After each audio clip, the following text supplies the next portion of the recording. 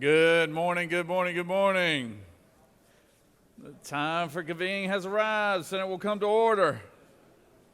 At this time, I'll ask all unauthorized personnel to exit the chamber.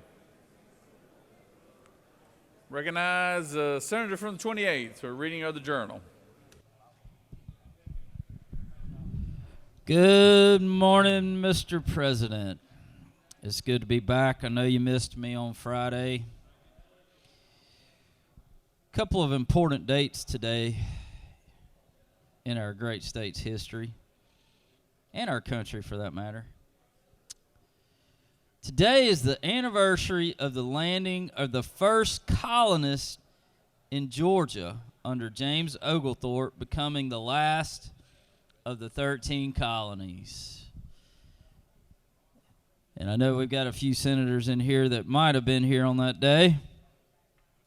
And today is also Abraham Lincoln's birthday. Born in Hodgenville, Kentucky, Lincoln grew up to become the 16th U.S. president.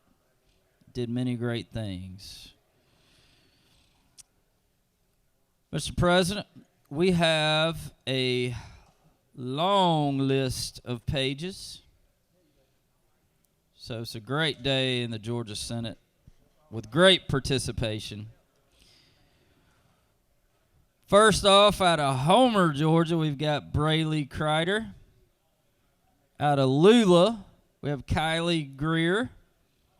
Out of Smyrna, we have Naomi Cray. Out of Dunwoody, we have Lily Martinez. Out of Marietta, we have Ava Van Zyl. Out of Commerce, we have Caroline Conger. Out of Peachtree Corners, we have Miriam Heiss. Out of Lawrenceville, we have Joy Chen. Out of Atlanta, we have Mary Jury. Out of Powder Springs, we have Stephanie Menjivar. Also out of Powder Springs, we have Valeria Menjivar. Out of Atlanta, we have Riley Sipe. Out of Marietta, we have Sonia Varani. Out of Decatur, we have Ryan Scott. Out of Kennesaw, we have Aiko Harrell. Out of Ackworth, well, actually, they didn't make it. Too wet in Ackworth. Out of Kennesaw, we got Leah Ledford. Out of McDonough, we have Jackson Bootcheck. And out of McDonough, we have Jillian Bootcheck. Y'all give our pages a big round of applause. We thank you for your service today, and thank you for braving the elements and being here with us today. You know, Mr. President, as I was reviewing the journal over the weekend, I noticed some craziness going on. Something I do want to point out, Senator McLaurin of the 14th asked unanimous consent to suspend Senate Rule 9-1 and any other Senate rule relating to the wearing of neckties. You know, I leave for a day and chaos breaks loose. I was not here either on Friday. Well, there you go. I thought it was just me. Yeah. It was you. But you probably didn't. I don't know if you got word on this, but I feel it's my duty from reading the journal that you need to know this, Mr. President, that the Sergeant at Arms announced that Senator McLaurin of the 14th sought entrance into the chamber. Senator Kennedy of the 18th, President Pro Tem, asked the Sergeant at Arms to escort Senator McLaurin of the 14th to the bar of the Senate for the purposes of an inspection to determine whether the senator was complying with Senate rules requiring appropriate dress on the floor of the Senate. And this must be true because it is in the journal. It is in the journal, Senator. And I wanted to point all that to show you that I read the journal and it is found to be correct. Once again, you cease to amaze us here, Senator, all the hard work you do. But the one thing you did point out of importance is all the pages that we have here today. That is pretty remarkable. I counted at least what, about 12 or 13? How many did you? More than that. Did you get the number down? It was a lot. Hold on. Is there objection to the dispensing of the reading of the journal? Chair hears none. The reading of the journal is dispensed with. Is there objection to the confirmation of the journal? Chair hears none. The journal is confirmed. All senators who have bills and resolutions to introduce, please bring them to the Secretary's desk at this time. Senator from the 28th, what purpose do you rise? Mr. President, I was just going to point out we have 18 pages today. 18, wow. All right, well, thank y'all. Appreciate that again. It's pretty remarkable how well the page program is doing this year, so we appreciate that. First reading and references of Senate bills and resolutions. Secretary? Senate Bill 480 by Senator Hodges of the 3rd and others, a bill to be entitled an act to amend Chapter 10 of Title 49 of the OCGA relating to Georgia Board Health and of... Human Services. Senate Bill 481 by Senator Hodges of the 3rd and others, a bill to be entitled an act to amend Chapter 10 of Title 49 of the Health and OCGA. Human Services. Senate Bill 482 by Senator Sims of the 12th and others, a bill to be entitled an act to amend an act to revise and... State and local government. Senate Bill 483 by Senator Hatchett of the 50th and others, a bill to be entitled an act to amend Title 39 of the OCGA relating to minors so as to enter... Children and family. Senate Bill 484 by Senator Estevez of the 6th and others, a bill to be entitled an act to amend Article 3 of Chapter 18 of Title 45 of the OCGA. Insurance and labor. Senate Bill 485 by Senator Jones of the 22nd and others, a bill to be entitled an act to amend Code Section 17770.1 of the OCGA. Judiciary. Senate Resolution 583 by Senator Hatchett of the 50th, a resolution honoring the life of Dr. Robert F. Sullivan and dedicating a road in his memory and for other purposes. Transportation. That completes the order, Mr. President. First reading and references to House bills. House Bill 959 by Representative Corbett of the 174th and others, a bill to be entitled an act to amend Article 1 of Chapter 6 of Title 40 of the OCGA relating to general provisions relative to Public uniform. safety. House Bill 1026 by Representative Hagan of the 156th and others, a bill to be entitled an act to amend Article... Economic development. House Bill 1034 by Representative Franklin of the 160th and others, a bill to be entitled an act to amend Chapter 4 of Title 1 of the OCGA. Economic development. House Bill 1048 by Representative Carpenter of the 4th and others, a bill to be entitled an act to amend Article 3 of Chapter 3 of Title 50 of the OCGA. Economic development. That completes the order, Mr. President. Secretary will read report of standing committees. Mr. President, the Senate Committee on Education and Youth has had under consideration the following legislation and has instructed me to report the same back to the Senate with the following recommendation: that Senate Bill 395 do pass by substitute, Senate Bill 202 do pass by substitute, and Senate Bill 360 do pass. Respectfully submitted, Senator Dixon of the 45th District Chairman. That completes the order, Mr. President.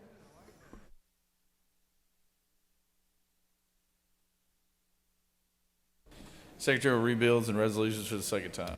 Senate Bill 322 by Senator Walker of the 20th and others, Sheriff's Retirement Fund of Georgia, increase in dues provide.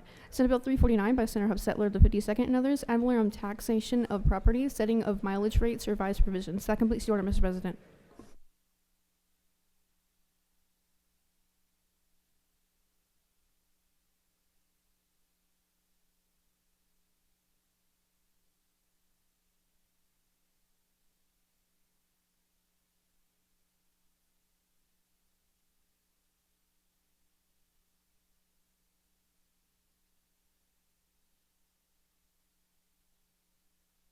It is now time for the morning roll call.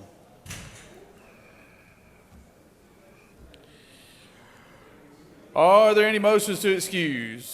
Senator from the 33rd. Thank you, Mr. President, and good morning, y'all. I ask for unanimous consent to excuse the following senators for business inside the Capitol: 44, 2, 38, 39, 7, and 42, and 10. I didn't realize that there was that many Chiefs fans in the audience here. without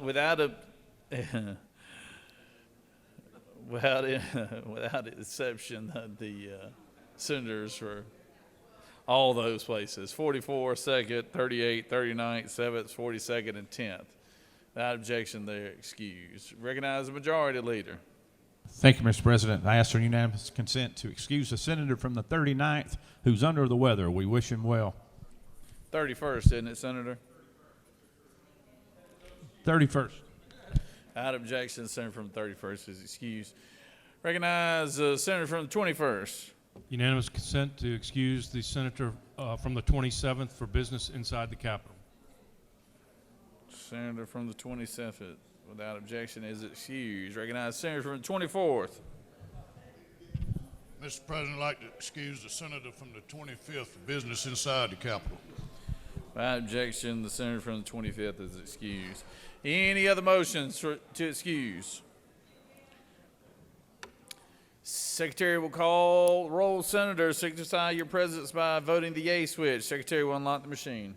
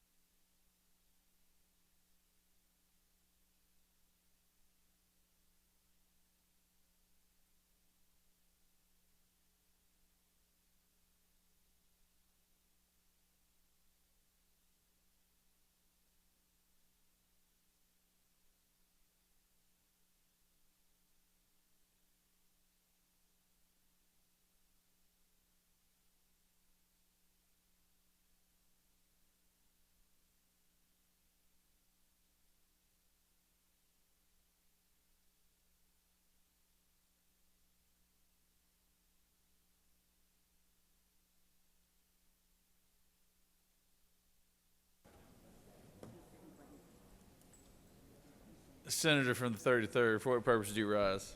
Point of order, sir. I'd like to ask for unanimous consent to excuse the senator from the 34th. Without objection, senator from the 34th is excused.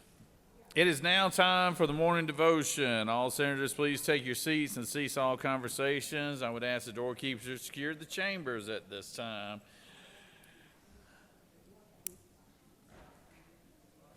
You ready, Senator? All right. It is now time for our morning devotion, and I'd like to recognize the senator from the 43rd to lead us in our pledge and introduce our pastor of the day. Senator? Please stand for our pledge.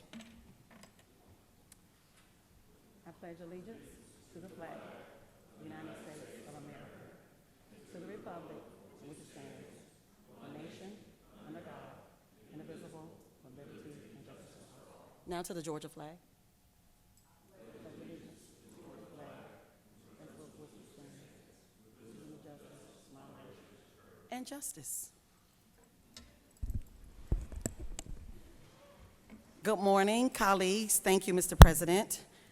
Today I rise in my beautiful pink and green because it is AKA Day at the Capitol, the first and finest sorority forever and ever. Amen. Amen.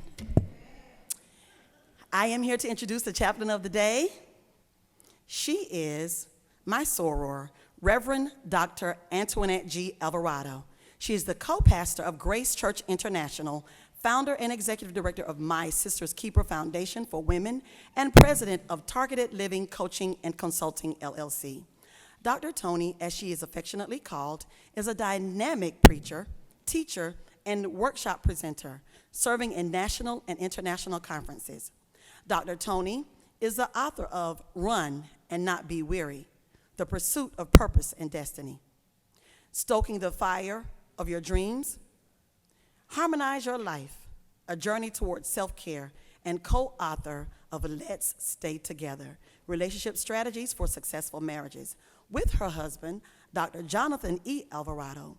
She is the founder of Harmonize Your Life Women's Self-Care Network, retreat leader for the Harmonize Your Life Women's Self-Care Retreat, and the host of Harmonize Your Life, Conversations on Self-Care for Women of Color podcast. Dr. Alvarado is a member of Alpha Kappa Alpha Sorority Incorporated, Chi Tau Omega Chapter, and the National Council of Negro Women, Rockdale Newton Section. She is the proud wife of Bishop Jonathan E. Alvarado and mother of Jonathan II, his wife Jasmine, Joshua and Ariel Alvarado, our soror, and grandmother of Jonathan Elliott Alvarado III. She is passionate about fitness training, reading, writing, and spending time with her husband and family. Dr. Tony's years of experience as a community leader, pastor, professor, speaker, and coach and trainer eminently qualify her to empower others. I present to you the Reverend Dr. Tony Alvarado.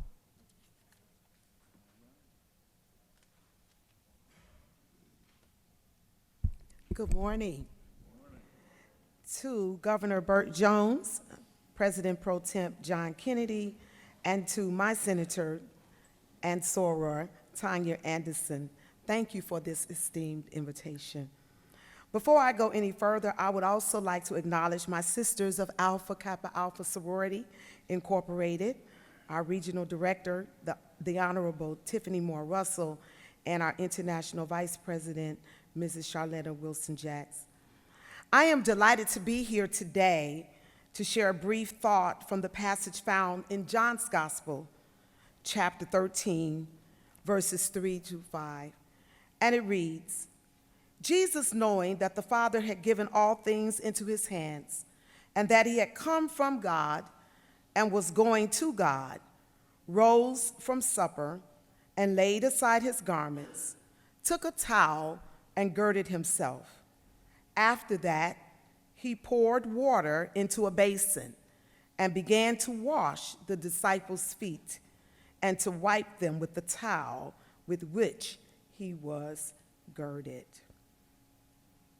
Last night, like many of you, I had the pleasure of watching the Kansas City Chiefs win the Super Bowl game by making a touchdown in the last few seconds of overtime. Now, lest I deceive you, I'm not a real football fan. Guess one would call me a bandwagon fan, meaning I get on the bandwagon with the winning team. And I usually start watching the game in the playoffs so that I can learn enough about the game not to ask my husband too many questions during the championship game. And while I'm not a real football fan, I love watching the Super Bowl with my family. One of the things I enjoy the most about the Super Bowl, besides the halftime show, are the commercials. The Super Bowl commercials are very captivating. The thoughts, the creativity, and the messages they convey often stay with us for days and weeks to come. I'm sure if we had time to ask any of you in here, in this chamber today, in this Senate chamber, to call out your favorite Super Bowl commercial, many of us could share at least one or two. Well, since we don't have time for that, I'll just share my favorite one. Before we begin, let me just say my favorite Super Bowl commercial on yesterday, I had the opportunity to watch, and it caught me unaware. It was a commercial that appeared almost out of nowhere. It was different from all the other commercials. There were several commercials that I enjoyed, but this one had the greatest impact on me. It had no words, it had no special characters, no superstar actors. However, the imagery of the commercial was so powerful that I immediately took to social media and rated it as a powerful commercial, and people began commenting the same. You see, the Jesus-focused organization purchased two ads in the Super Bowl. It's called the He Gets Us campaign, and it's run by a nonprofit called Come Near. And they ran two ads in last night's Super Bowl. One showing people washing the feet of others, and the other was simply asking viewers to treat all people as their neighbor. The imagery of the foot washing ad was so powerful, And it caught many viewers off guard because I'm sure many people like me did not expect such an ad in that moment. The ad showing people washing the feet of others, some of whom had opposing ideologies, was in reference to the biblical passage in which we read on today. In just a few days, on February 14th, Christians all over the world will celebrate what is known as Ash Wednesday, and it will mark the beginning of the Lenten season as one of the hallmarks of the Christian liturgical calendar. Ash Wednesday marks the beginning of the Lenten season, a period of 40 days of fasting and prayer and repentance in preparation for Easter. This season calls us into remembrance of the 40 days of Jesus, the time that Jesus spent fasting in the wilderness, his life, his service, and his sacrifice. The atmosphere that is set here in John's Gospel, chapter 13, is one of the events observed during Lent, where Jesus imparts a valuable lesson to his disciples before he is arrested, before he goes through a trial, and his subsequent crucifixion and death. The events of the Last Supper, including the washing of the disciples' feet and the institution of the Lord's Supper, holds great significance for Christian theology and practice. Because Jesus sacrificed, we sacrifice. Because he served, we serve. And before Jesus entered into the last days and moments of his life and ministry, he clearly illustrated a humble act, a service that will lead us even on today. Jesus' departure would be the start of the disciples' continuance of his expression of love, sacrifice, and service to God and all humanity, to the full extent that it is referred to as a quality act of service. You see, washing feet was a menial task of the servant. Feet were usually washed before the meal, but Jesus waited until during the supper to make the act stand out with noteworthiness. Much like this commercial that appeared last night seemed to be out of place, it was positioned amid a myriad of creative ads, yet this one was different. The purpose of Jesus' action here, just like the Super Bowl commercial, was to fix our minds on the nature of true greatness and true humility. The background of this event can be found in Luke's Gospel, chapter 22, where the disciples are found disputing over who was going to be the greatest in the kingdom. Jesus had taught them the greatness of this lesson of servanthood, but obviously they were missing something. So much so that Jesus decided to illustrate this lesson before him. Their feet would often get dirty and dusty from the roads, and because they wore sandals and walked most places, it was their custom to wash the feet of the guests as they entered into the house. Just like we've come into this house today, our feet represent the dirty and dusty roads and places we have walked. But Jesus demonstrates what leadership is all about, just like my favorite Super Bowl commercial. Leadership is not about titles and positions. Leadership is about service. Leadership is not about being exalted. Leadership is about humility. Jesus, being the leader and the teacher, took on the role of a servant by performing a menial task done by the servant or the lower-ranking person. This serves as a powerful demonstration of humility and selfless service. Jesus uses this act as a lesson on servant leadership. He emphasized that those who follow him should also be willing to serve others, putting the needs of others above their own. Washing the feet of the disciples was a symbolic gesture of love and care. It conveyed the message that the followers of Jesus should express love and compassion toward one another, serving one another with a selfless attitude. In the biblical narrative, Jesus explained the foot washing was symbolic of spiritual cleansing. It represented forgiveness of sins and the need for spiritual purification. Some interpretations suggest that the foot washing was a way of preparing the disciples for the future roles of leadership in the early Christian community. It set a standard for leadership rooted in humility and service. So as we go into this latest legislative session, and as we walk through these hallowed halls here in the Capitol today, let us be reminded that we are here today to wash one another's feet.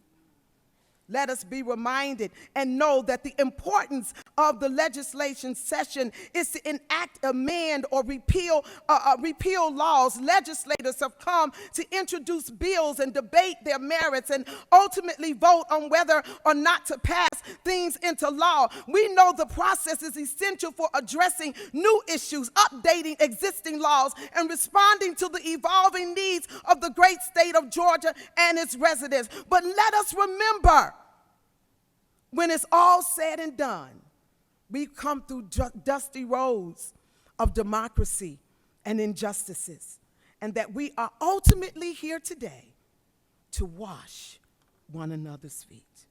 Let us pray. To the God who washes our feet, in humble reverence, we come before you to acknowledge the sacred act of washing one another's feet. As we bow our heads, we recognize the profound symbolism within this simple yet profound gesture, a gesture that transcends the physical and touches the depth of our souls. We stand united in the spirit of service, recognizing the inherent dignity in everyone. Washing the feet of one another is a tangible expression of love and humility and solidarity. Let us be reminded that it is our shared humanity. No task is too small. No person is beyond the reach of our kindness and our compassion. As we carry on the business of this day, may we carry the essence of foot washing in our hearts, inspiring us to walk in the footsteps of Christ, the path of compassion, humility, and service every day. In washing one another's feet, may we find strength to be the embodiment of God's love for humanity, which is demonstrated through compassion, humility, and service. And as we remember the Super Bowl game, let us remember the foot washing commercial. Amen.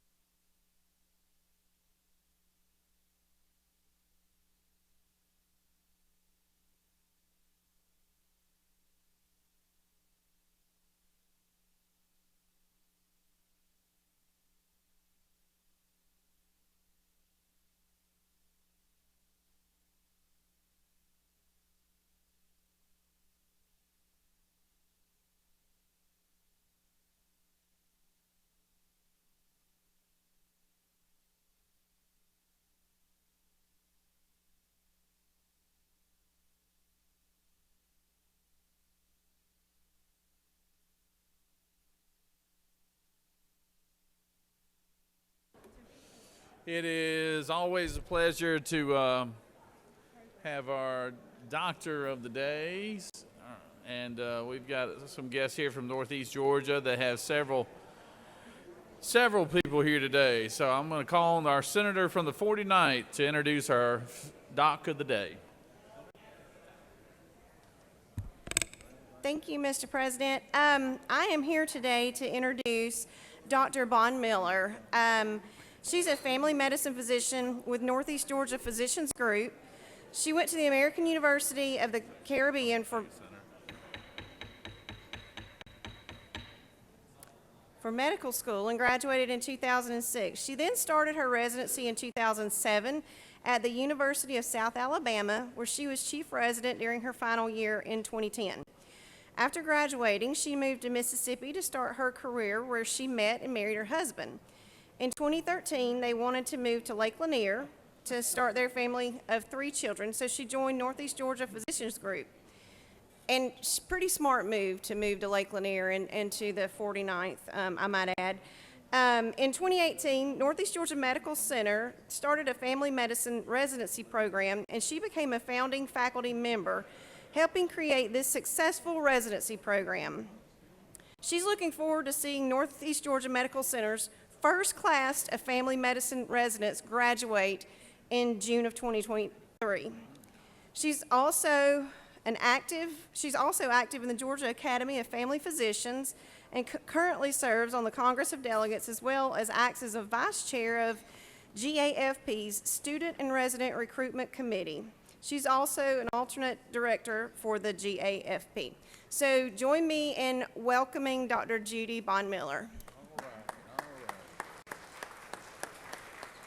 Thank you, Senator Eccles, for the introduction. Thank you for allowing me to be here. I appreciate all the senators' hard work that y'all do and keeping all the Georgians safe and looking out for us.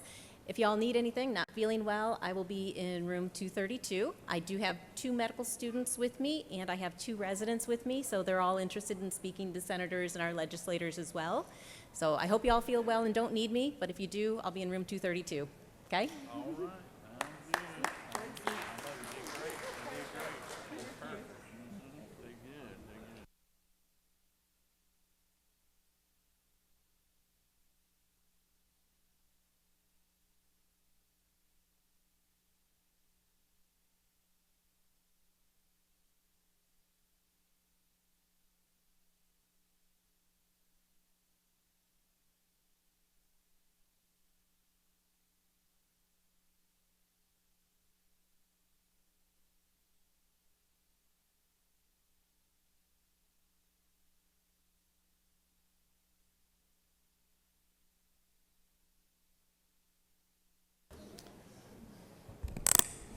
If I could have everyone's attention, we got special guests here today. Secretary, read the caption. Senate Resolution 484 by Senator Albers of the 56 and others. A resolution recognizing and commending the Cobb County Sheriff's Office and for other purposes. Whereas, as of January 2024, the Cobb County Sheriff's Office will have earned its Triple Crown rating by attaining accreditation from the top 3 law enforcement credentialing authorities in the country. Now therefore be it resolved by the Senate that the members of this body recognize and commend the Cobb County Sheriff's Office for earning its Triple Crown. That completes the order, Mr. President. Is there objection to the adoption of the resolution? Chair hears none. The resolution is adopted. It's always nice to have our men and women in law enforcement to come down here and for us to recognize them for all the great work that they do. And I'd like to call on our Chair of Public Safety, Senator from the 56, to speak to the resolution. Senator? Thank you, Mr. President. So proud to have Cobb County Sheriff Owens, as well as other members of his staff and other sheriffs here today. Earning the Triple Crown of certifications is an extraordinary feat. In fact, only about 100 in the entire nation of over 3,000 sheriff's offices has accomplished this, and only just a few in the state of Georgia. We oftentimes count on our folks when we dial 911 to help us out and to be there in our time of need. And oftentimes we forget to just say thank you for all the good they do each and every day in our community. So I'm going to turn it over to Sheriff Owens to tell you a little bit more about this extraordinary feat and to know how proud we are in Cobb County and in the entire state of Georgia of him and his team. Sheriff? Good morning. First, let me acknowledge and give some welcome to Lieutenant Governor Burt Jones and Republican Senate leadership here today, as well as Minority Leader Senator Gloria Butler and the Democratic senators in leadership here today as well. And a special thanks to Senator John Albers for bringing this forward to y'all today and his great support for law enforcement throughout the state of Georgia. And he supports the men and women in law enforcement completely. We're here today because Cobb County was able to obtain a great feat. As the senator stated, only 100 sheriff's officers across the United States have achieved this goal and or recognition. It is a tough goal to uphold. Several policies and procedures have to be reestablished and reworked and revamped so we can be in industry standard and meet that standard, and we have done that. Before I became sheriff of Cobb County, that was one of our main goals when I take office, to become Triple Crown. That creates a professional atmosphere for our agency, and our citizens in Cobb County deserve nothing less than a professional law enforcement agency. Cobb County Sheriff's Office today is one of the 5 in the state of Georgia that has received this award.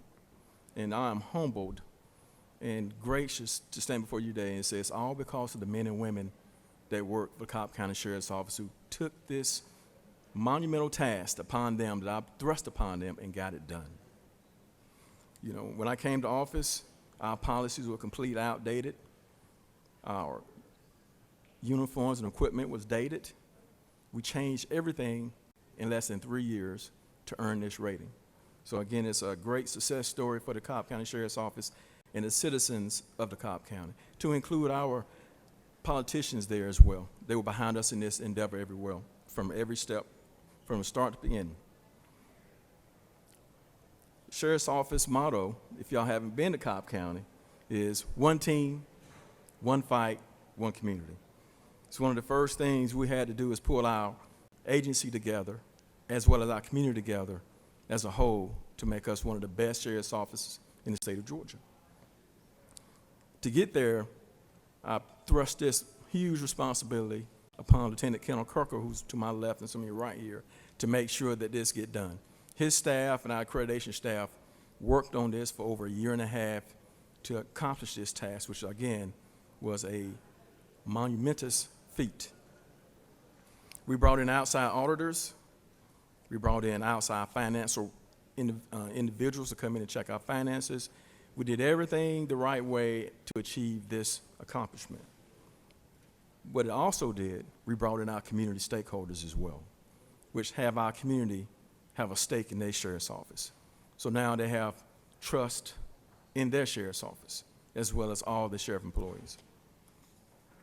In closing, I do want to again thank every employee that we have. Some is up in the balcony level here. Thank y'all for coming out, and thank them for the hard work they did to get this accomplished.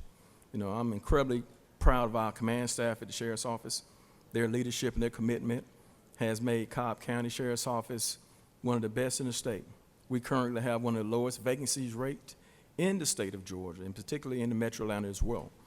So we've enticed people to come to our agency as we became more professional agency. And of course, our civilians in our community who help roll up their sleeves and help us get our job done as well. We work hard every day to protect the citizens of Cobb County, and we show that the law enforcement profession is a noble profession. I also like to thank my wife is here today, my staff behind me, fellow sheriffs is here as well, because without their support, none of this would have been possible. So again, thank you for this recognition. We sincerely appreciate it. And again, Cobb County is working to become the best sheriff's office in the state of Georgia, if not the nation. Thank you.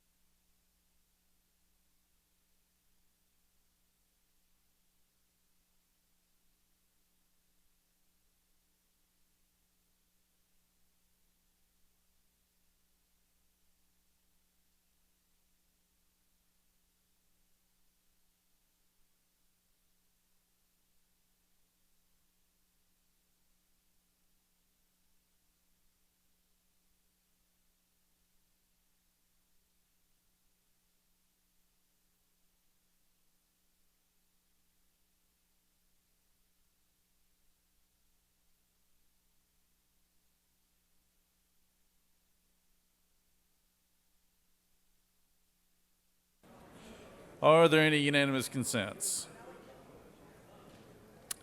Does any senator wish to rise on a point of personal privilege? I recognize the senator from the 28th.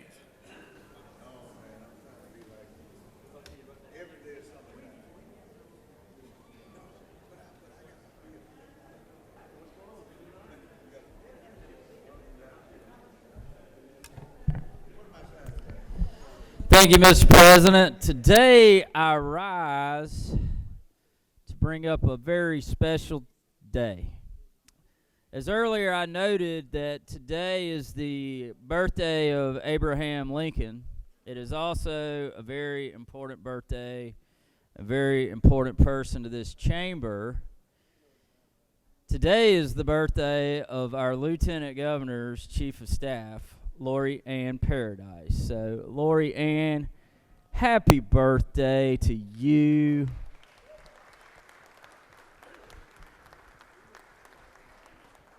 We are all just better people with your presence here, so thank you. I yield the will.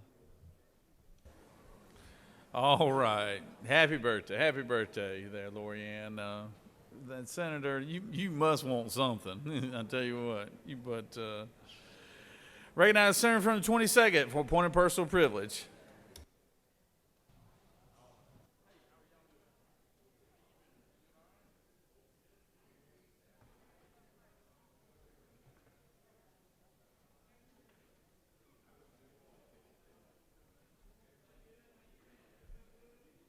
Good morning, Mr. President.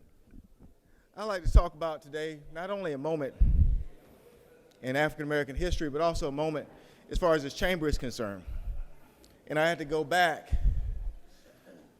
to 1995, where I was interning for a federal judge. And those of you who realize when you get your first internship, you get assigned to different persons. And sometimes they may or may not like your writing style. So I was assigned, I went to a federal judge, I was doing an internship there, and I got assigned to somebody who did not like my writing style. So here I am, second year law student, and you start feeling really bad about yourself. And so here came this guy, I was not assigned to him, but here came somebody that I didn't know, and said, you know what we're gonna do from this point forward? I'm gonna now be your person, and you and I are gonna write everything together. And from that point forward, my time at that federal court went really well. And I didn't know this guy from Adams House Cat, but he took me under his wing and said, I'm gonna work with you. Fast forward to 2004, trying to become the first African-American solicitor for Augusta, only third African-American elected countywide. And of course, when we have that kind of situation, a lot of persons have questions. And so the first African-American partner in any law firm in Augusta's history called me on the phone and said, I want to do you a favor. I want to bring you around to the law firm so persons can understand who you are. They can get to know you. That was in 2004. And in just a few more months, you guys would finally meet who would soon become Senator Ed Tarver, who I had known since 1995. He had been a friend of mine. He graduated Glen Hills High School, which is the same high school I graduated from just 10 years earlier. And what I didn't know about that story in 1995 was, one of the things he had told me was, in Augusta, your parents are very important. So one of the things he said is, my mother told me that you would be coming to work here because your mom had called her. They were both teachers, and they knew each other. And that was our history before we even got to know who each other were. And I can guarantee you that in 2005, when he came to this chamber, he brought a dignity and intelligence to this chamber, which was probably well warranted and probably could still use today. And the President of the United States of America saw that intelligence and dignity and made him the first U.S. African-American U.S. attorney for the Southern District. And he did the same there. And he was an asset to Augusta. He was an asset to the state. He was a great friend of mine. He was a great friend of so many people. He brought grace, intelligence, and dignity everywhere he went. And so I thank him in 1995 for taking me under his wing and saying, "You will be with me from this point forward." I thank him for being state senator in Augusta at a time that we needed stability. And I thank him for being a U.S. attorney in a time where we needed saneness in that particular position. He is your former colleague to many of you, but he will always be a mainstay in this chamber. At this time, Mr. President, I would ask if we could take just a few moments of silence to celebrate our friend, Senator Ed Tarver. If everybody could rise for a moment of silence, Senators requested.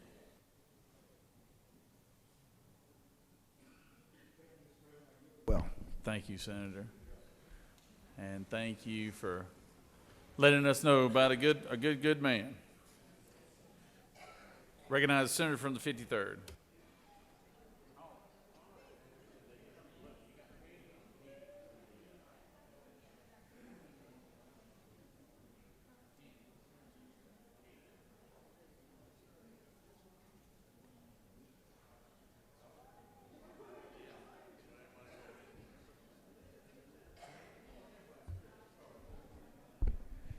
Thank you, Mr. President.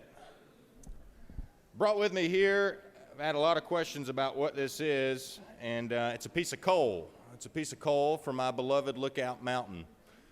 Mr. President, I guess about a week and a half ago now, I went into your office, and your fireplace had some artificial coal. I don't know if it was made in China or where it was made, but it did not come from the mountains of North Georgia. Last week, we heard a lot about coal. We heard a lot about rednecks. And my family, everybody gave a story about their coal mining history. There's a guy who sits on a horse at the northwest end of this capital. His name's John B. Gordon. Looks back to his beloved Lookout Mountain. His father had a coal mine on Lookout Mountain. And in the mid-1800s, my family left a beautiful place called Sweetwater, Tennessee. Can you imagine leaving a place called Sweetwater to go to Lookout Mountain? But there we've resided for 5 generations, Mr. President. I hand-dug this coal, and there's a bunch more back there, and I want you to put it in your fireplace. And if anybody asks you, it came from Georgia's beloved Lookout Mountain. Thank you, Mr. I would President. love some. I'm glad you brought some for me there, Senator. I appreciate that. Because you're right, I don't know when that fireplace has been used last, so might want some good coal in there. Especially if you hand-dug it, but I might challenge you on that. All right, I recognize the Senator from the 4th.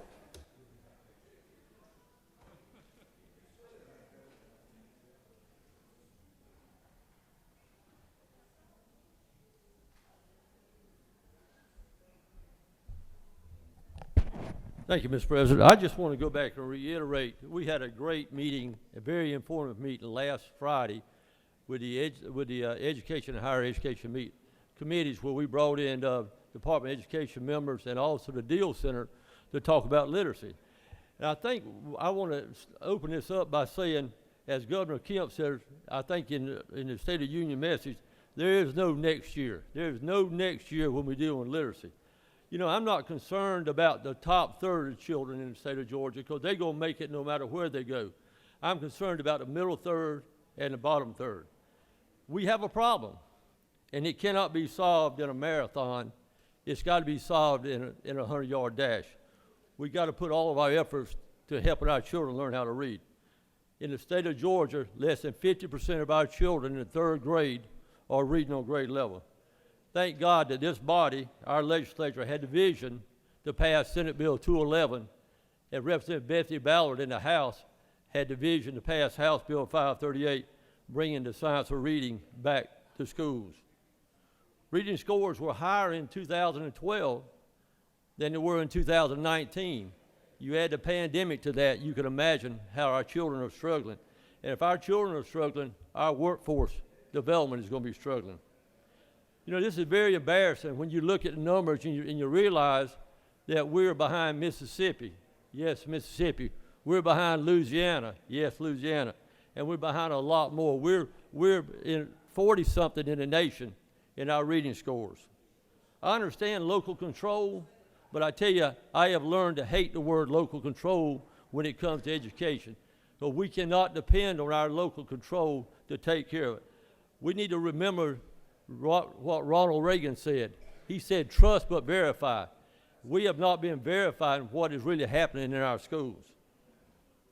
A lot of people ask me, do you support school choice?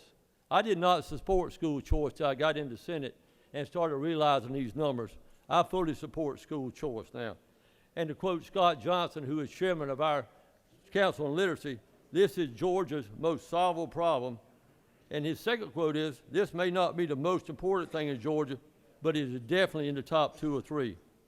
You know, one of the big talks last week were about screeners. And screeners are tests that are given to children to determine what level they can read. And with House Bill 538, these screeners are going to be given K through 3 times a year to measure it. Our DOE is looking at 16 different screeners to look at. Mississippi, who we're modeling our literacy after, used 6.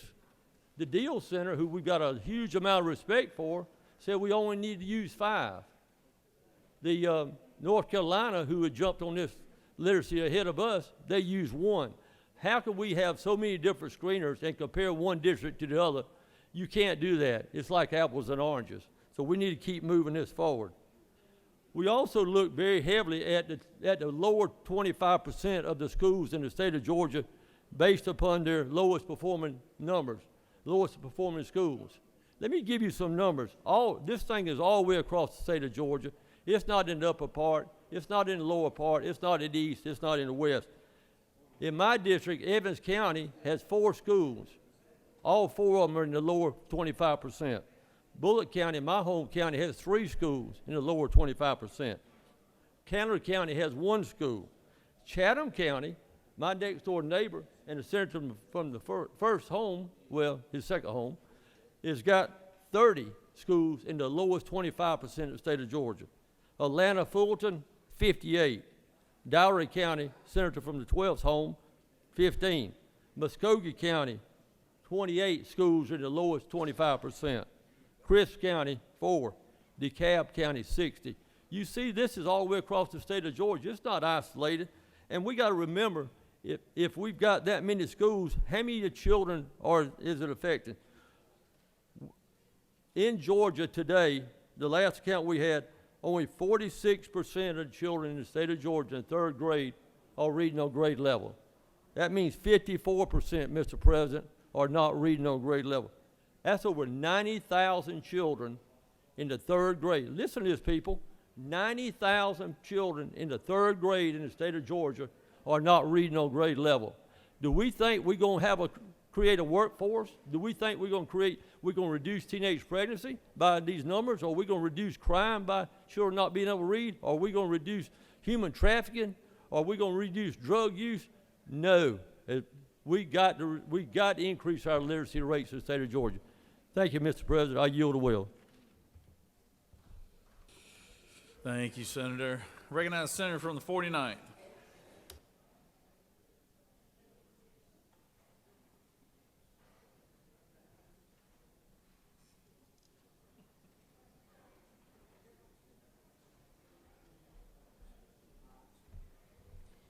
Thank you, Mr. President. I rise today because we have the Johnson High School varsity soccer team here at the Capitol today. Johnson is a high school in Hall County that I used to teach at, although I haven't taught there anytime while these kids are there. But this soccer team are back-to-back state champions. So we are proud to have them here and want to welcome them to the Capitol and congratulate them on an outstanding back-to-back season. I yield the will. All right. Congratulations. That's a heck of an accomplishment. Thank you, Senator, for sharing that. Recognize the senator from the 26th.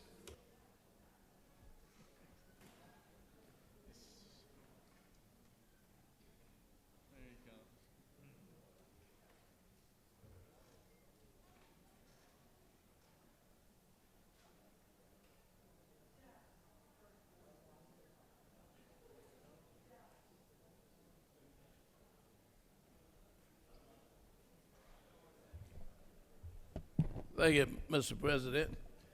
I'd like to talk about a little subject. Back in the day, I was down in Hancock County and I was fishing. I had some I had some Louisiana pinks, some crickets for my fly rod, some minnows on my spinners. And while I was fishing, I was pulling them in. I mean, I was having a good time. And I fooled around and caught a hold of Bocephus. Now, Bocephus is a big catfish. And he had the hook embedded in the bottom of his lip. And so I had my left thumb with his mouth open, took a pair of pliers. And you know, when you pull a hook out, you're supposed to pull it away from you. I fooled around and didn't do that. I pulled the hook toward me, it's an eagle claw. You know, it's got the barbs on the back, so it's hard to get out. And the hook went through my thumb. I sat there for a minute, I was bleeding, I took a towel. I bled about 30 minutes. I said, I'm not finna leave because I was having a good day catching fish. There was nowhere in Hancock County that I could go get the hook out my thumb. So I drove back to Macon, Georgia. I got back about 9:30, 9:45, went to the emergency room. Young lady at the desk said, Mr. Lucas, what can we do for you? I showed her my thumb. She said, well, can you give me your insurance card and ID? I said, look, young lady, I use my left hand to pull my billfold out the back. Would you mind pulling it out for me? She did. Got my driver's license and insurance card. They called me back in the back room, shot my finger up. About 15, 20 minutes, doctor said, here it is. I said, well, what the HL I'm going to do with it? You got it out. That's what I need it out.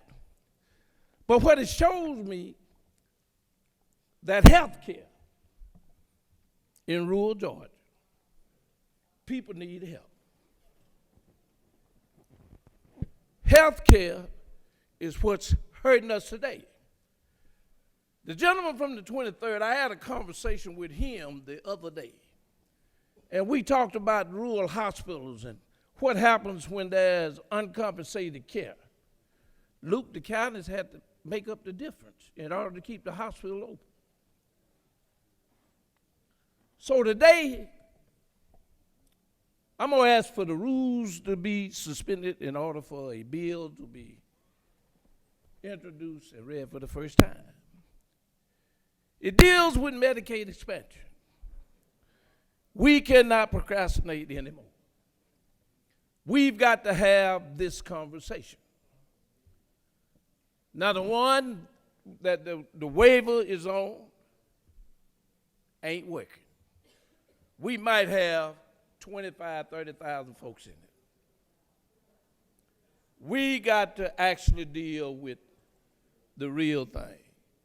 We're putting money in the cup, but we're not getting any out the cup.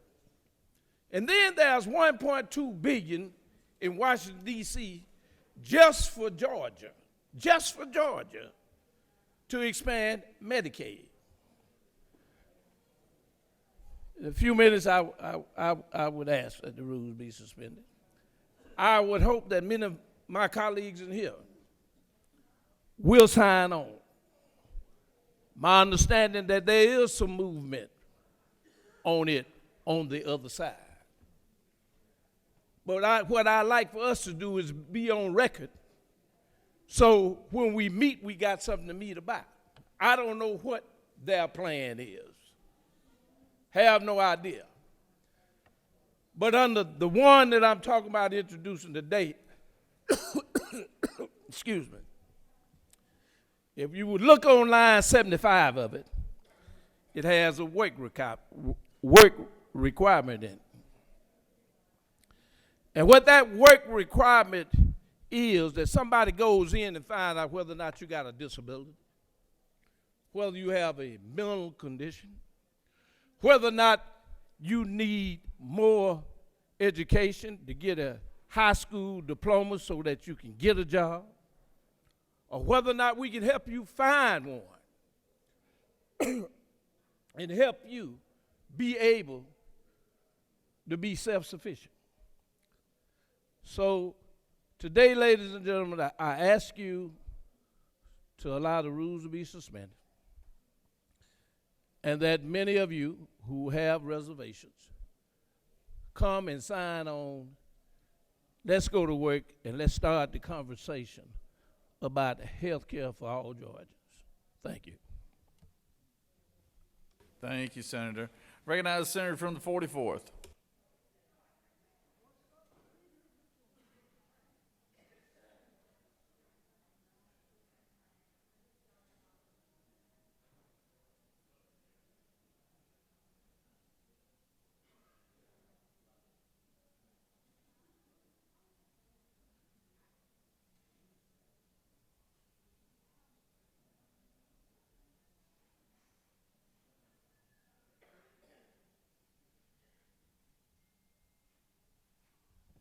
Thank you very much, Mr. President. Colleagues, we have some special guests here today, members from the Georgia Federation for the Blind and also the National Federation for the Blind. We have some up in the gallery, but senators, we need to send a clear message that we care about the blind and visually impaired, that we care about people with disabilities. We've had several bills in the Senate, and we've gotten a couple passed from the Senate, and they stalled in the House. Don't believe this hype that there are not many members in this community. There are over 250,000, 250,000 people who need some help. So the Commission for the Blind needs to take place, and we need to have this. Over in the House, we have a Braille bill, and it is said that there are not many people who need it, but these children need help. And we want to send a clear message from the Georgia State Senate, like we did before, that we support them. So we have a few people upstairs, excuse me, we have a few people upstairs in the balcony from the community. Would you all please stand? We know we had the babies here before, and they met with the rules chairman and all of this. And we have one to the side here. Raise your hand over here to the right. But we want you to know that the Georgia State Senate cares about the blind and visually impaired, and we're going to get these bills through and make sure that your children can read Braille and that we can do all that we can for this community. Thank you very much, Mr. President. And I yield the well.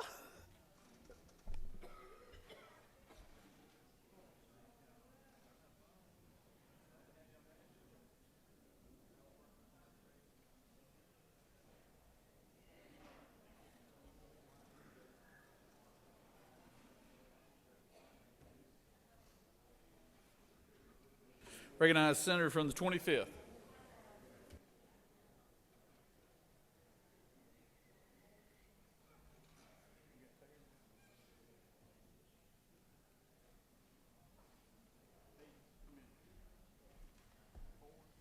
Thank you, Mr. President.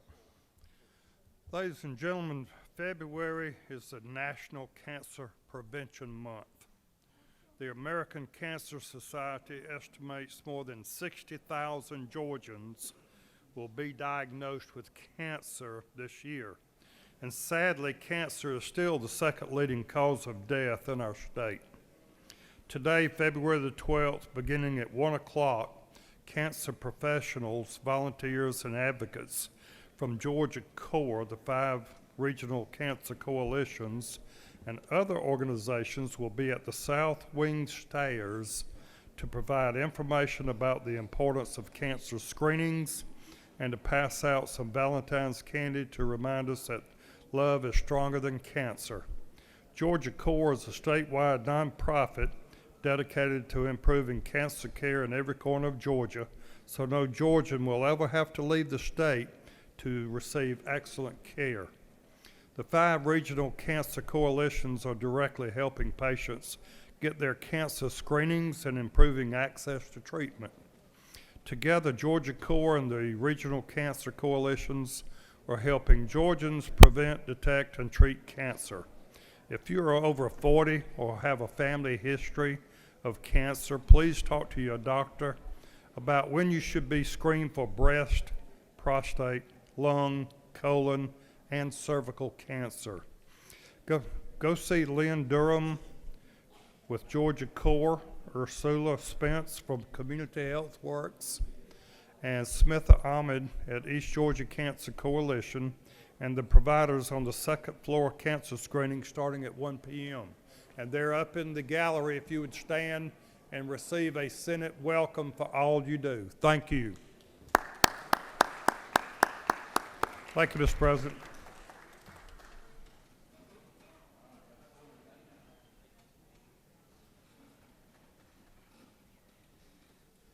Recognize the senator from the 40th.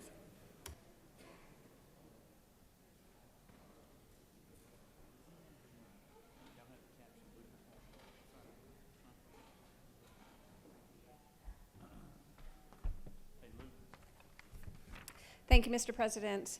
I'd like to invite all of you to join the Georgia-Japan Legislative Caucus for lunch today in room 216.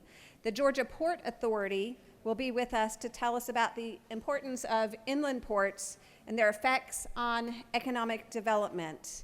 If you miss the lunch, they're planned to give a second presentation at 1 p.m.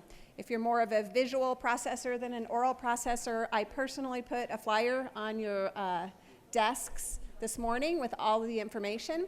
We hope to see you there. Thank you, Mr. President.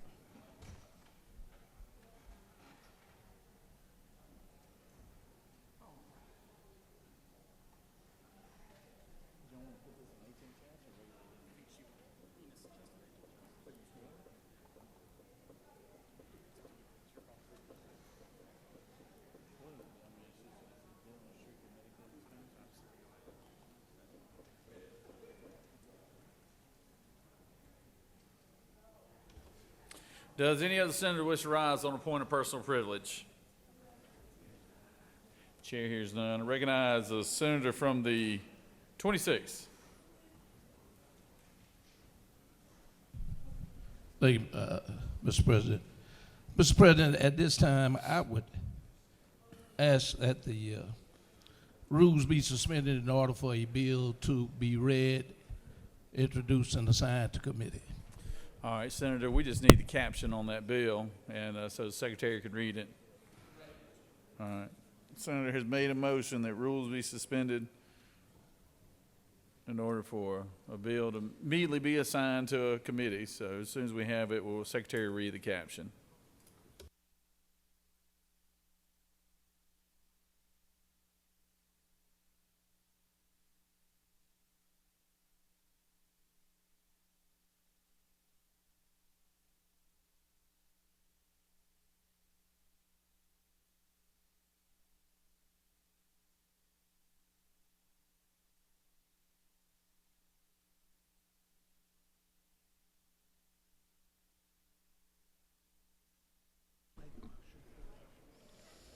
A bill by Senator Lucas of the 26th and others.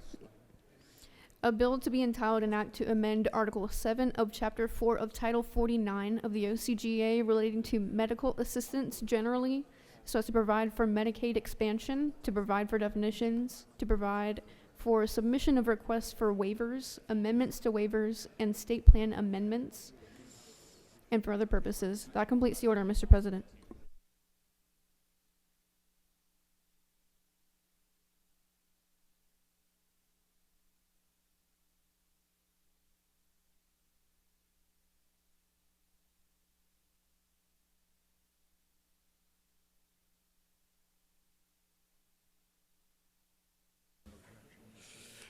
The senator has moved. Is there objection?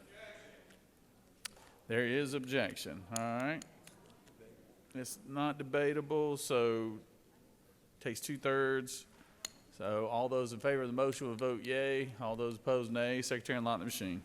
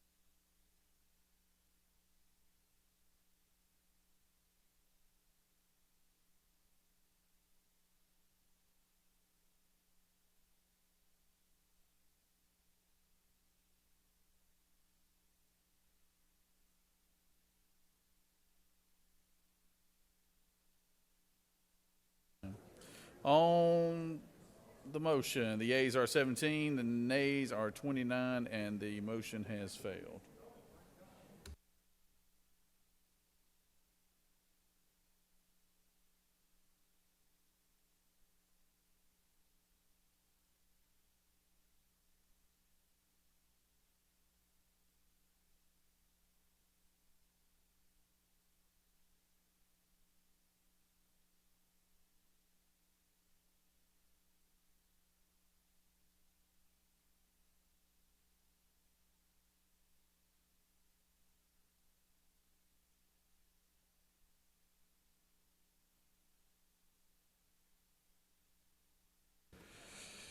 You have before you a consent calendar of privilege resolutions. Does any senator wish to remove a resolution from the consent calendar?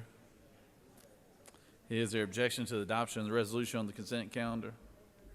Chair hears none. The resolutions on the consent calendar are adopted.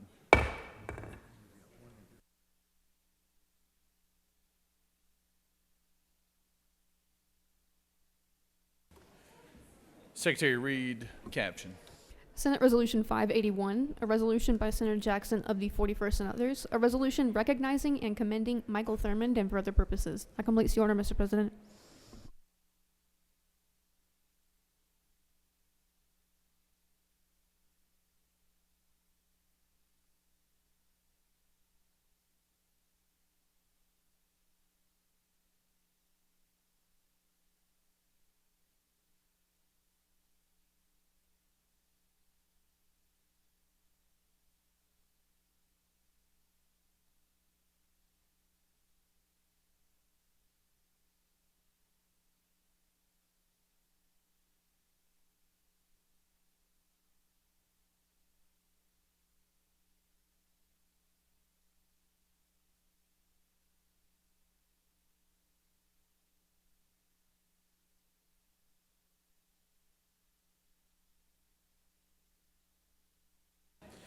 Is there objection to the adoption of the resolution?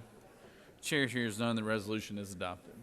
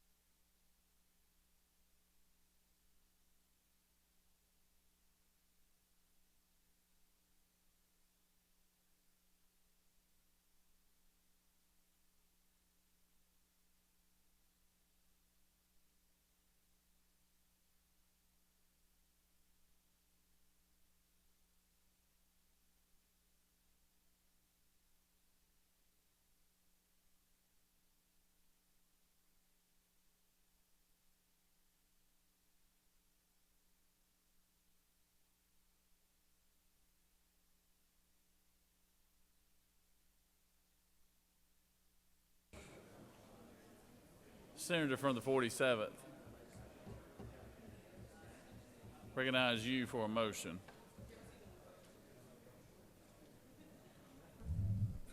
Thank you, Mr. President. Mr. President, I ask for unanimous consent that House Bills 1013, 1063, 1094, and 1095 be withdrawn from the Committee on Slogo General and be committed to the Committee on Slogo Local. Thank you, Senator. Secretary, read the caption. House Bill 1013 by Representative Thomas of the 21st and others. A bill to entitle an act to amend an act providing for a homestead exemption from all City of Woodstock and for other purposes. House Bill 1063 by Representative Lumpson of the 12th, and a bill to be entitled to act to create a Board of Elections and Registration for Chattooga County and for other purposes. House Bill 1094 by Representative Vance of the 133rd and others, a bill to be entitled an act to amend an act creating a Board of Commissioners of Baldwin County and for other purposes. House Bill 1095 by Representative Vance of the 133rd and others, a bill to be entitled an act to create a Board of Elections and Registration for Baldwin County and for other purposes. That completes the order, Mr. President.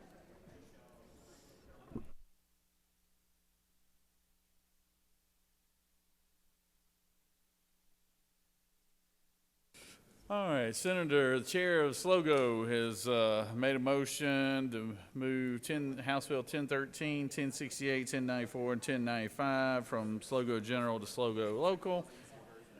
And is there objection to that?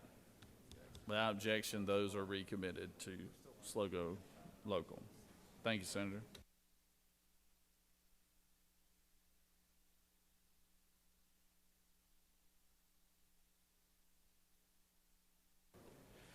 We're moving on to the rules calendar.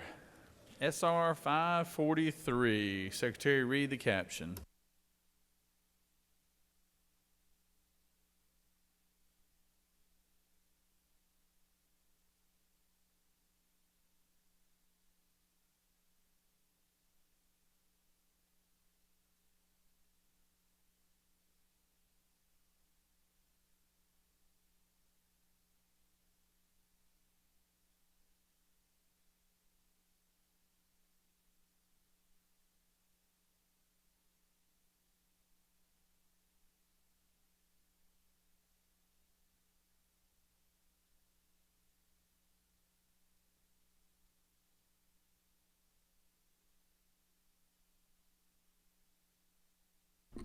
Senate Resolution 543 by Senator Gooch of the 51st and others.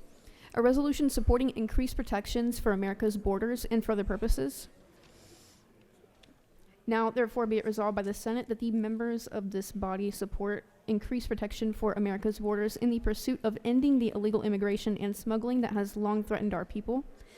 Be it further resolved that the members of this body support any action taken by Governor Brian Kemp to allocate resources and assistance to the protection of the southern border, as well as the actions of Governor Greg Abbott to safeguard the people of Texas and for other purposes. Senator Parent of the 42nd and others offer the following Amendment 1 to amend Senate Resolution 543 by striking lines 39 through 42 and inserting, be it further resolved that the members of this body encourage congressional Republicans to put national security above politics and for other purposes. That completes the order, Mr. President.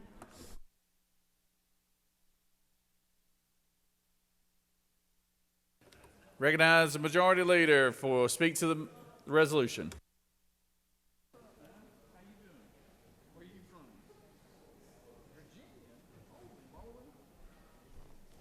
Thank you, Mr. President. Colleagues, good morning. It's great to be back in the state capitol. You know, as we work our duties as a state senator, we go home, we talk to our constituents. We probably get the time from day to day when we're back home to watch the local news and might even catch a little national news. Not sure which station you listen to, but I try to listen to some of all of them just to find out what's going on and try to figure out where the truth is. But I can tell you one thing, from what I see, what's going on in Washington, D.C., our Congress is broken. In fact, if you look up the word impotent, it says unable to take effective action. And I believe that describes our U.S. Congress and what's going on in our White House almost to a T. They're unable to take effective action on many, many measures. Unlike our state governments around our nation, especially Georgia, I want to brag on the bipartisanship that we have in this chamber. We have a bipartisanship spirit that needs to be recognized. We don't always agree, obviously, but most of the time we agree. Take the budget, for example. The appropriations chairman works diligently every year, throughout the year, on a balanced budget that almost every one of us votes for every year. I said almost. There's always that rare exception. But for the most part, we have bipartisanship support for a balanced state budget. We don't see that in Washington, D.C. In fact, I recall the last time a balanced budget passed Congress, if I'm not mistaken, was in 1992. The President of the United States was Bill Clinton. The Speaker of the House was Newt Gingrich. That spells bipartisanship to me. We don't see that anymore in Washington, D.C. But what we do see around our nation is a crisis on our borders, a crisis which is affecting each and every one of us here in Georgia. And you may think that, oh, that's a federal issue. We really don't have any business here talking about that today. And granted, we're not going to pass a bill today that's going to move the needle in a large way. But what we are going to do today is we're going to take a position on this issue, and that's why I brought this resolution forward. I want each and every one of you to represent your constituents back home. Now, you're not going to get a 100% approval rating on your vote today, but I can assure you the people I talk to around the state, they want our borders protected. They want the illegal immigration to stop. They want the illegal drug trafficking and the illegal sex trafficking in this nation to stop, and it starts with securing the borders of our country. Illegal border encounters have increased from 400,000 back in the year 2000 to over 2.4 million just last year. That is indicative of a national crisis. In 2021, President Joe Biden ended the national emergency at the U.S. southern border, which stopped the funding and the construction of the border wall. He claimed that Donald Trump's determination of a national emergency was unwarranted. I repeat, unwarranted. He claimed that Donald Trump's determination of a national emergency wasn't necessary to protect the borders of our country. Forget the fentanyl smuggling that was going on that's increased over our southern borders since four years ago. It's increased over 480%. 480% increase in 4 years. 26,700 pounds were recovered in fiscal year 23 versus 4,600 pounds in 2000. Let me repeat that number. 26,700 pounds of fentanyl was recovered just last year versus 4,600 pounds in 2020. Now, it doesn't matter who the president is or who's in charge of Congress. A problem that exists that major in our country needs to be addressed. And I encourage you to support this resolution to send a strong message to our Congress and to the White House that enough is enough. We need to stop the illegal immigration and the drugs that are coming into our country. Recently, Texas Governor Greg Abbott noted that Joe Biden has violated his oath of office to faithfully execute immigration laws that were enacted by Congress. Quote, he instructed his agencies to ignore federal statutes that mandate the detention of illegal immigrants, inflicted unprecedented harm on the people all across the United States. Those were words from Texas Governor Abbott. In accordance to Article 1, Section 10, Clause 3 of the U.S. Constitution, Texas has invoked its constitutional authority to defend itself with Operation Lone Star, which has led to more than 496,000 illegal immigrants being apprehended. 38,700 criminal arrests have been made as a result of Governor Abbott's efforts, and 35,100 felony charges have been levied as a result of their efforts as well. I ask that the members of this body support increased protection for the America's borders to end illegal immigration and smuggling. It is our duty as elected officials to stand up for right and to ask our Congress to do what has to be done to put a stop to this illegal activity, and that we encourage the President of the United States to do the same. We need to support any action that our Governor Brian Kemp takes as well. He was down at Eagle Pass, Texas a week ago yesterday and today, helping alongside of 15 other governors around the nation to support Governor Abbott's efforts to support controlling the illegals crossing the borders into this nation. Ladies and gentlemen, we're talking about criminal activity. No different than if someone broke into your home tonight and violated your privacy rights or hurt your family. You would want that stopped. we need to do the same on the borders of our nation. We need to encourage Congress to close the southern border, reinstate funding, and begin building of the walls around our country. This resolution also condemns President Joe Biden's executive actions relating to the southern border, and it urges the reinstatement of former President Donald Trump's border priorities, specifically Executive Order 13768 and Proclamation number 9844. Ladies and gentlemen, I think we have a duty to stand here today and take a position on this resolution by voting the green button and letting the people in Washington, who also represent the same people that we represent, let them know how we feel on this issue. And Mr. President, I would encourage everyone in this chamber to do so, and I would ask for your favorable consideration on this resolution. And I would oppose an amendment that I saw put on our desk a few moments ago from the senator from the 42nd. I do not believe we need to add any more language to this bill. I think we simply need to enforce the laws that are already on the books. The President of the United States has the authority to do so without any action of us and without any action of the Congress. Mr. President, I'm happy to take questions, or I'll yield the well. You have no questions, sir. Thank you very much.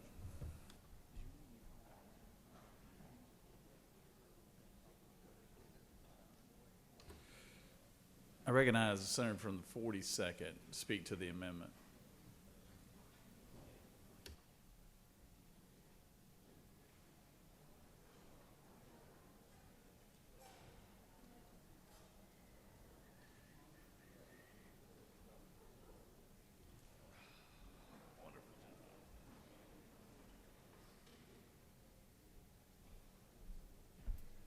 Thank you, Mr. President, and good morning, colleagues.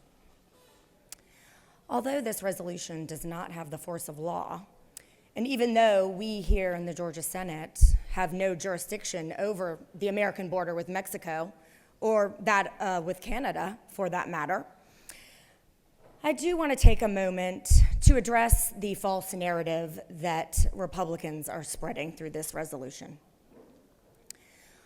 Although my colleagues are trying to build a narrative that they are the party for immigration management and border security, the facts show that this is false. The Republican Party in Washington, before, during, and since Trump, has repeatedly killed comprehensive immigration reform. History and facts show us that time and time again, it is Republicans who have failed to secure the border. Let's start back in May 2006, when Republicans controlled both the U.S. House and the Senate. George Bush was in the White House. Writing in The Hill, Stuart Verderi gave us the rundown. House Republicans passed an enforcement-only bill, generally known as the Sensenbrenner bill, and the Senate passed the bipartisan Comprehensive Immigration Reform Act. But these two bills were never conferenced or reconciled. Then in 2007, when Democrats retook control of the United States Senate, the Senate debated the Kennedy-Kyle Comprehensive Immigration Reform Act of 2007 for a month on the floor, but that legislation failed to overcome a Republican filibuster. Then President Biden was a yes vote for that comprehensive immigration reform. In 2013, when Obama was president, the Senate, again taking the lead through the bipartisan Gang of Eight, passed the Border Security, Economic Opportunity, and Immigration Modernization Act. This also was a comprehensive bill, and it received 67 votes in the U.S. Senate, bipartisan, but the Republican-controlled House refused to take it up. In 2018, when Trump was president, the government shut down after negotiations between Trump and Senate Democrats to pair Dreamer legislation with enforcement provisions failed.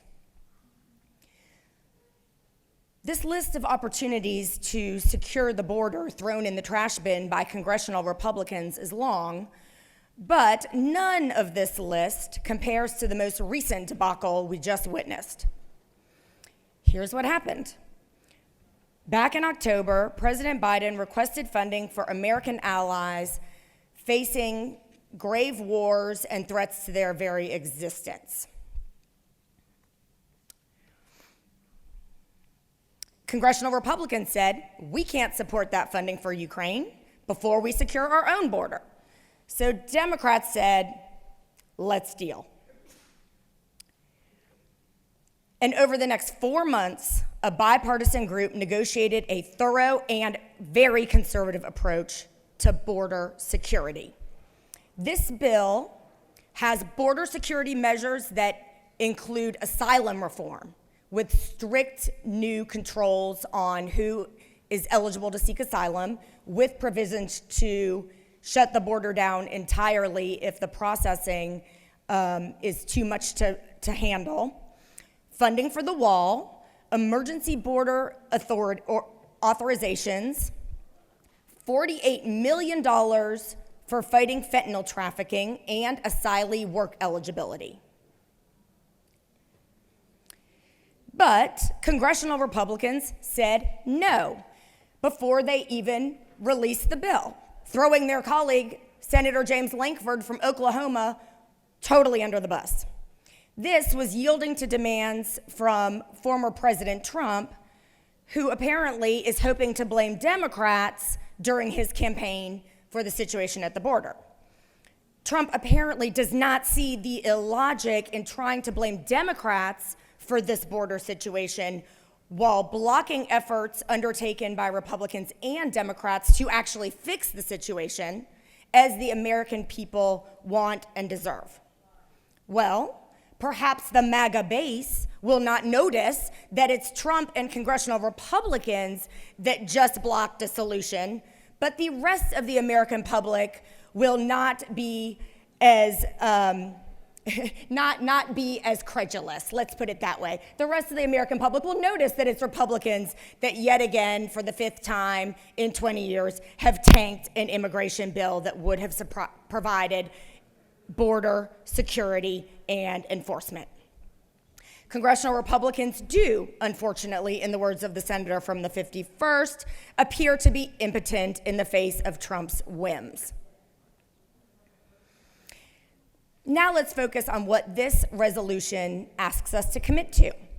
We can and should all get behind increasing protection for America's borders and ending illegal immigration and smuggling. We cannot, however, support donating Georgia's resources to another state without sufficient consideration and debate. This resolution is simply not the path we should be taking politically, legally, or practically. The truth, my colleagues, is that over the past 2 decades, congressional Democrats have unfortunately never had a capable negotiating partner on securing the border. When Republicans were willing to update the laws, necessary, by the way, because in contrast to Republican talking points that the president can do all of this himself, you might want to look back in recent history where the courts blocked many of Trump's actions because they were illegal under existing law. So yes, congressional action is necessary, and it's certainly also necessary for the power of the purse. When Republicans ever decide, as they have not been able to do over the past 2 decades, that they are ready for a solution on the border, which necessarily involves congressional action, I would argue that congressional Democrats and the White House are ready to deal. And until that time, this particular resolution is not worth the paper it is written Senator, on. I don't mean to interrupt you, but we're going to stand in recess for a second. We got an issue right here. So just stand in recess for a second.